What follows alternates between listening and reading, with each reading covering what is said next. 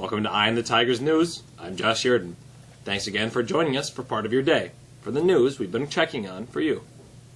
President Donald Trump is proposing immediate budget cuts of $18 billion from programs like medical research, infrastructure, and community grants to U.S. taxpayers, not Mexico, can cover the down payment on the border wall. The White House documents were submitted to Congress amid negotiations over a catch-all spending bill that would avert a partial government shutdown at the end of next month. The package would wrap up $1.1 trillion in unfinished spending bills and address the Trump administration's request for an immediate $30 billion in additional Pentagon spending. The latest Trump proposal, disclosed Tuesday, would eliminate $1.2 billion in National Institutes of Health research grants, a favor of both parties. The Community Development Block Grant Program, also popular, would be halved, amounting to a cut of $1.5 billion, and Trump would strip $500 million from a popular grant program for transportation projects. Some of what that money would help pay for parts of the wall. Britain is set to formally file for divorce from the European Union Wednesday, walking out on a 44-year relationship, enacting the decision made by UK voters in a referendum 9 months ago and launching both Britain and the bloc into uncharted territory. Prime Minister Theresa May is due to tell the House of Commons at lunchtime that she has invoked Article 50 of the EU's key treaty, the trigger for a 2-year countdown to Britain's exit. Britain will remain an EU member while it negotiates its departure, but Wednesday's letter is a historic and, Britain says, irreversible step through the exit door. A federal judge in Hawaii, who temporarily blocked President Donald Trump's revised travel ban, planned to hear arguments Wednesday on whether to extend his order until the state's lawsuit works its way through the courts.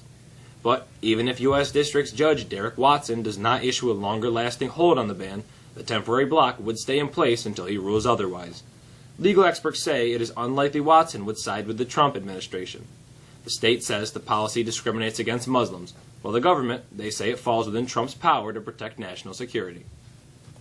Congress has sent President Donald Trump's legislation that would kill an online privacy regulation, a move that could eventually allow internet providers such as Comcast, AT&T, and Verizon to sell the browsing habits of their customers.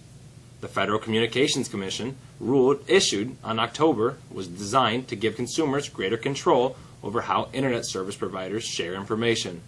But critics said the rule would have stifled innovation and picked winners and losers among internet companies. The House voted 215 to 205 to reject the rule. The Senate had already voted to block it. The vote is part of an extensive effort that Republicans have undertaken to void an array of regulations issued during the final months of Democratic President Barack Obama's tenure. A New York City woman has recovered her wedding and engagement rings from a New Jersey dump with some help from sanitation workers.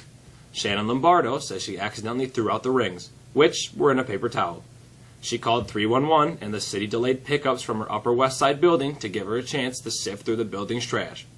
When her search proved unsuccessful, the 46-year-old Lombardo went to a facility in Fairview, New Jersey, with her husband.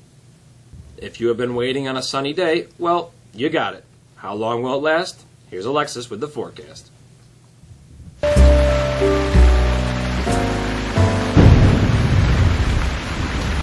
We're in for a nice day today, despite temps falling around 5 degrees below normal. Mostly sunny skies and highs in the low 40s for Wednesday, and then a repeat performance for Thursday, at least until a new system comes Thursday afternoon, bringing with it some pretty substantial rainfall. That rain will begin Thursday night and continue right through the day Friday and into Friday night. Up to a half inch of rain is a pretty good bet, and that means the chances for flooding from local creeks and streams goes up. The weekend looks cloudy and cool with highs only in the low 40s. For a matter of comparison, our normal high for this time of year is 49 degrees. There is initial data that's coming now that shows no significant warm-ups in the near future, but no significant cold either.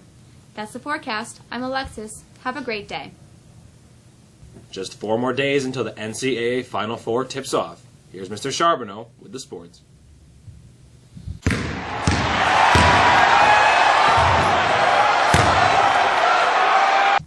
The NCAA men's tournament semifinals get underway on Saturday with 1 blue blood and 3 first-timers.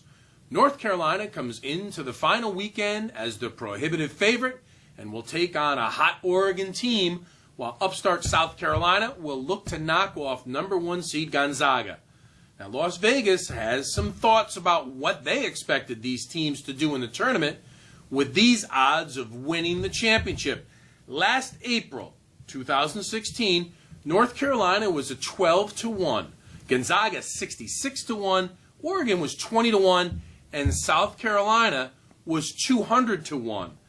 Now, this past March on Selection Sunday, North Carolina was tabbed at 13-2, Gonzaga 17-2, Oregon 22-1, and if you bet South Carolina, you got 150-1 odds. The Washington Wizards ended the longest division title drought in NBA history with their fourth straight victory, a 119-108 win against the Lakers. When the franchise last claimed a division title in 1978-1979, they were known as the Bullets of the Atlantic Division and played in suburban Landover, Maryland. The team had won its lone NBA championship the previous season and went on to lose the 1979 finals to the Supersonics of Seattle. From 1979 to 1980, Washington has had one of the worst winning percentages in the league. And while the team has made the playoffs 14 times in that span, it's only gotten past the second round once. NFL fans could see an enhanced flow of play and fewer restrictions on how demonstrative players can be in their jubilation after big plays. The team owners, who on Monday approved the Oakland Raiders' move to Las Vegas, they were apprised of the ways the overall time of games can be shortened. Much of that will come through the reduction in the number of commercial breaks per quarter. Referees will now watch replays on the field using Surface tablets, eliminating the going under the hood to watch on television monitors.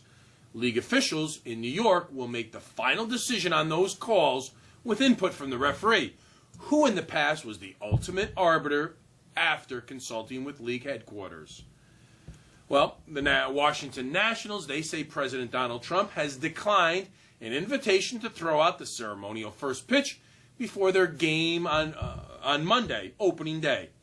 A spokeswoman for the baseball team said that Tuesday, the White House said that Trump would not be at next week's game at Nationals Park against the Marlins because of a scheduling conflict.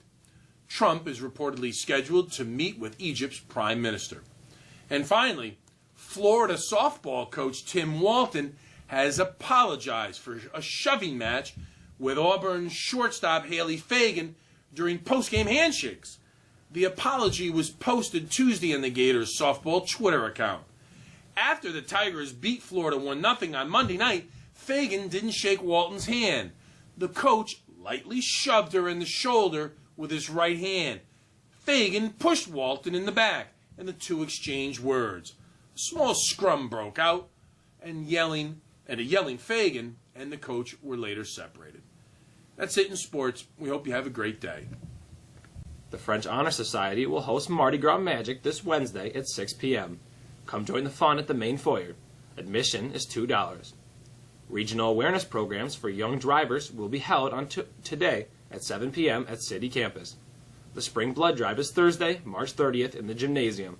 If you are interested in signing up to donate, please see a National Honor Society member during lunches or go to room 103 and see Mr. Deckman. Seniors are asked to drop off their $30 deposit to Mr. Charles for the senior trip by April 7th. That's it for us today. As always, thanks very much for joining us. Look for us again on Thursday afternoon. I'm Josh. Have a great day.